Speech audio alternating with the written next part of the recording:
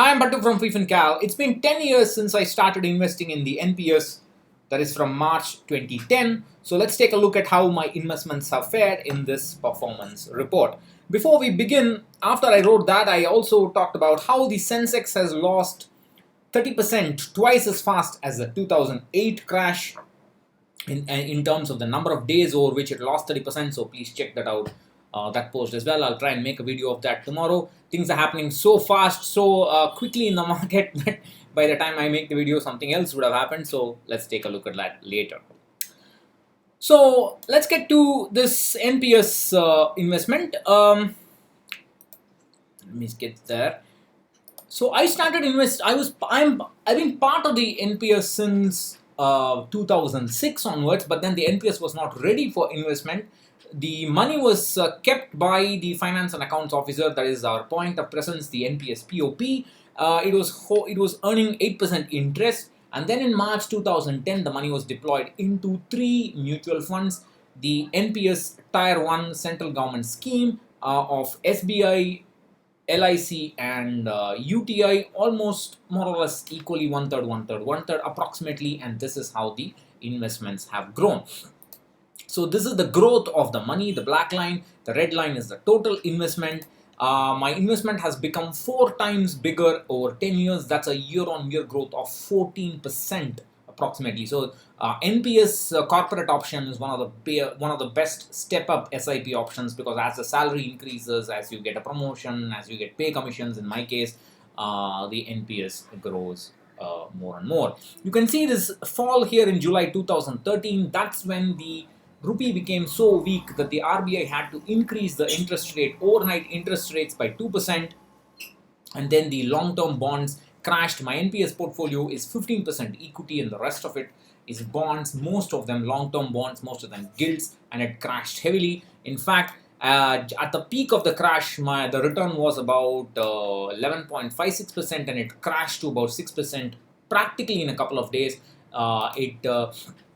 It took months and months to recover. Because of this, the NPS realized, what if this happens in the last year of retirement for a person, and they introduced staggered withdrawals.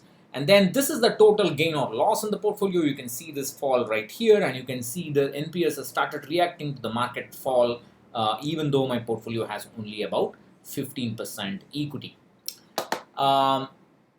Again, that's the total loss. And this is the growth. So Suhas had asked me, what if I had invested in the EPF instead of the NPS? So this is how the EPF would have looked like if it was a mutual fund. If I made the annual interest rates, the fixed income interest rates of the EPF, and make it look like a annually increasing, daily increasing NAV, then this is how the NAV of the EPF would have looked like. My actual investment in EPF would have got me 8.6% XIRR, and while the NPS so far has got about 9%, 8.99% as on March 17th. So it's for a mandatory investment. I'm not at all worried about it. It's fairly decent.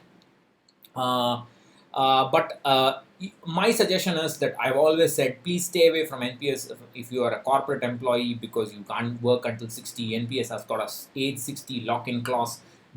If you exit below the age of before the age of 60, then you have to mandatorily lock in 80% of the corpus. Therefore, it makes no sense for you to invest in NPS. And don't worry about that 50,000 tax saving. That's just how poor people think. Multi-crorepati's don't think like that, because people who have done a proper retirement calculation will tell you, you have to invest at least as much as you spend. If X is your annual investment, if X is your annual expenses, then you have to spend, you have to invest at least 75 to 100% of X into a retirement basket. So this 50,000 would be peanuts for most people watching this. So don't worry too much about it. It doesn't matter. Invest right for retirement using a proper retirement calculator. So I would suggest don't do it. I just want to give you information of how my NPS has grown over the 10 years. I'm not recommending it at all for those who are not in the government service. But for those who are in the government service, I would suggest stick to the same asset allocation of 15% default equity. Do not change it and increase equity. Leave the equity elsewhere and manage it separately. Keep it more or less fixed income as it is. So that's what I wanted to say in this video. let's see what happens in the markets in the coming days. Bye bye.